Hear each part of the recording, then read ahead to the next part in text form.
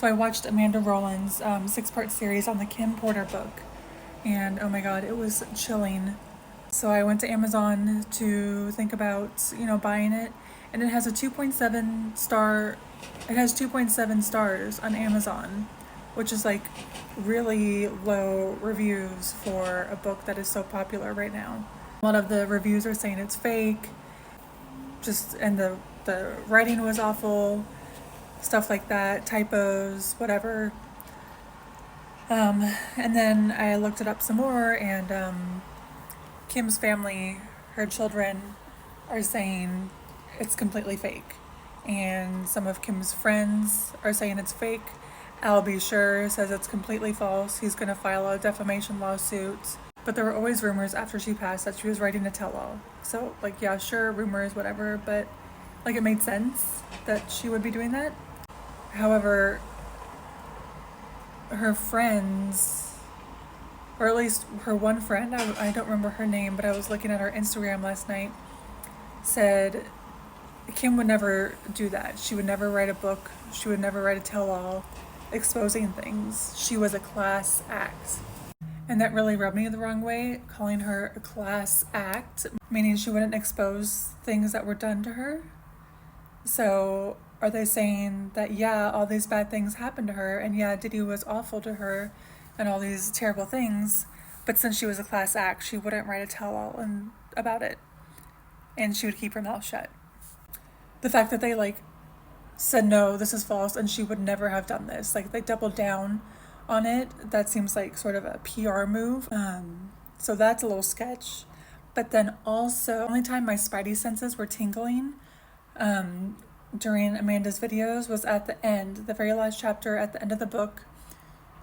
She's apparently writing the book on her deathbed, while she's waiting for the ambulance to show up to take her, and she texted her friends, "He got to me." She's still writing the book. But yeah, if she was really committed, I guess I can see that happening, but that seems like a little much. But yeah, the fact that they said she's a class act, she wouldn't do that, that's just weird to me. This is a Rolling Stone article. I'm just gonna skim through it. Kim Porter's memoir is #1 on Amazon. Its author can't say it's real. The man behind the memoir tells Rolling Stone he can't guarantee the book's authenticity after he claims to have received a flash drive containing the book from 2 music industry sources, but that insist he believes it's true. The 59-page book was self-published on Amazon earlier this month, tracing Porter's alleged tumultuous relationship with Diddy. Its numerous typos, factual inaccuracies, and credulous claims involving high-profile names made little traction upon its release, but after Combs' arrest, then it skyrocketed. Porter's family members and friends have insisted the memoir is fake and is filled with fabricated bullshit and offensive pages, according to Porter's ex-partner, Al B. Sure. The singer-songwriter said there will be a significant suit headed right for the heads of the responsible parties who dragged my name into this bullshit. On Friday, a lawyer for Al B. Sure sent cease and desist letters to Amazon and Chris Todd, the man behind the book. Additionally, Kimora Lee Simmons and LaWanda Lane tell Rolling Stone in a joint statement that they don't know the author at all. The fact that they don't know the author, I think that is not a red flag. Lane adds that every page in the book is false, saying that Porter was not working on any kind of memoir before her death. She would never, Lane says. She was extremely private. Close friend Ebony Electra called the book blatant lies on Instagram as portions of the book began circulating. I mean, if she was extremely private, maybe she wasn't telling you she was writing this book. A source close to the Combs family adds that they will explore all other options regarding the book. Kim Porter never authored a manuscript, and any claims suggesting otherwise are entirely false and fabricated, the source says. Well, yeah, she probably didn't write a manuscript. These are more like diary journal entries, so this is misleading. Todd, real name Todd Christopher Goose, according to the records, is behind the book.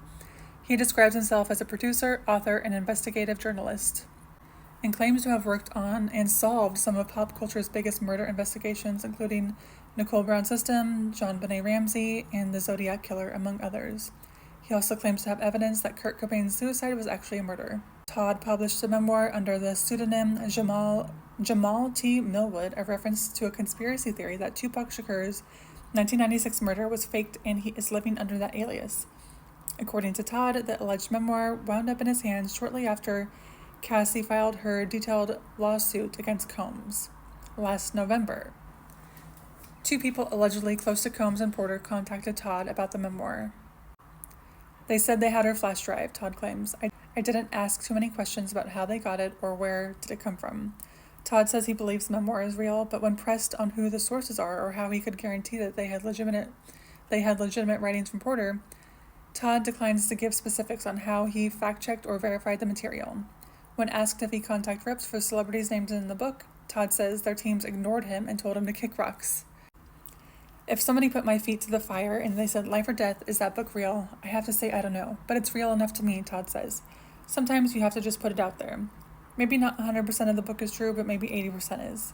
That is to get those people to come forward and either corroborate or deny the claims, and that helps me as an investigator to know the truth.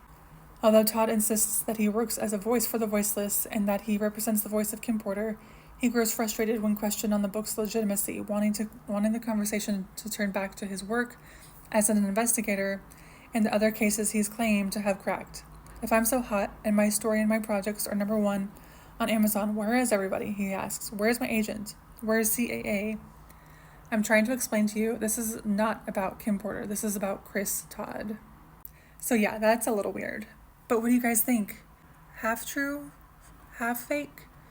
It's so detailed, like, I don't think someone could fake those details.